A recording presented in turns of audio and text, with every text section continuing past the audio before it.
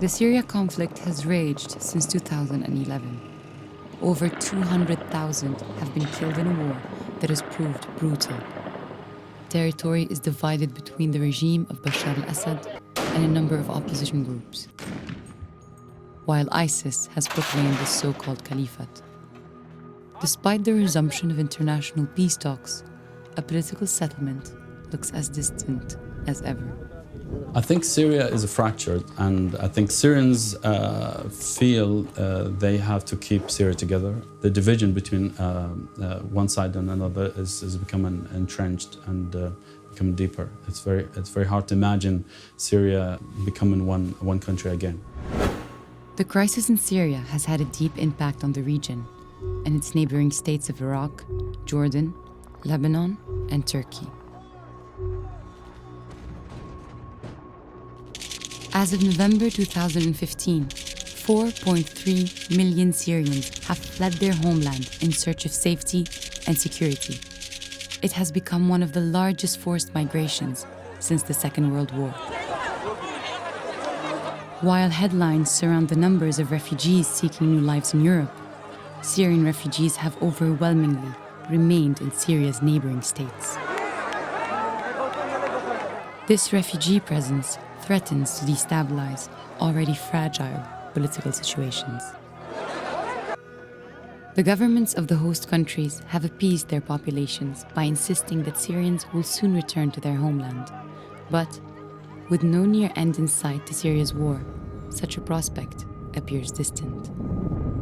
Many Syrians will not return anytime soon. Many might never return. The refugee crisis has impacted these already fractured relations inside some of the neighboring states, like in Lebanon and also in Turkey. In Turkey, in the south, there are communities that have a high proportion of minorities, and having the Syrians come in as adding yet another difficult dimension to communal relationships that were already quite fractured. The same is the case in Lebanon, where nearly 1 in 4 people is now Assyrian.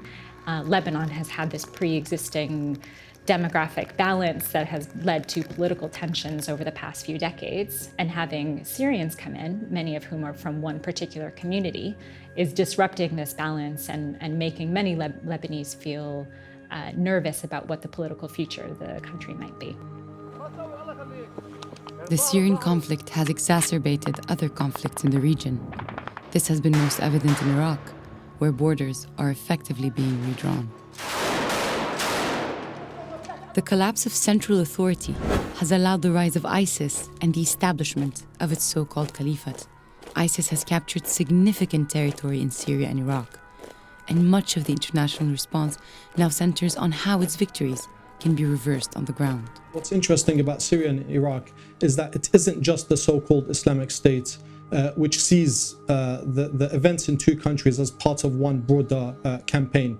Many Sunnis who are not part of the Islamic State also sensed an opportunity in Iraq after the events in Syria. And of course, on the flip side, many Shia groups in Iraq began sending hundreds of fighters into Syria.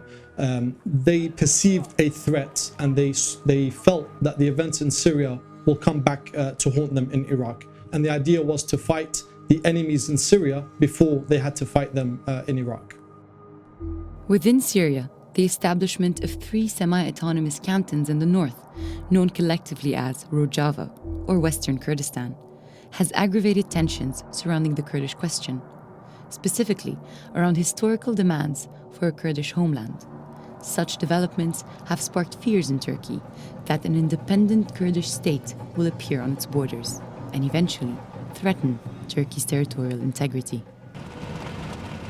It is vital that the regional dynamics of Syria's war are understood. Events on the ground in Syria have major ramifications for its neighbors and the region as a whole.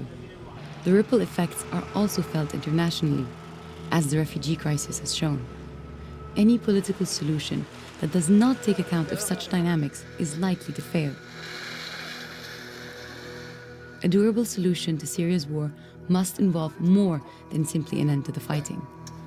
It must deal with the root causes of the conflict and must seek to mitigate its long-term implications.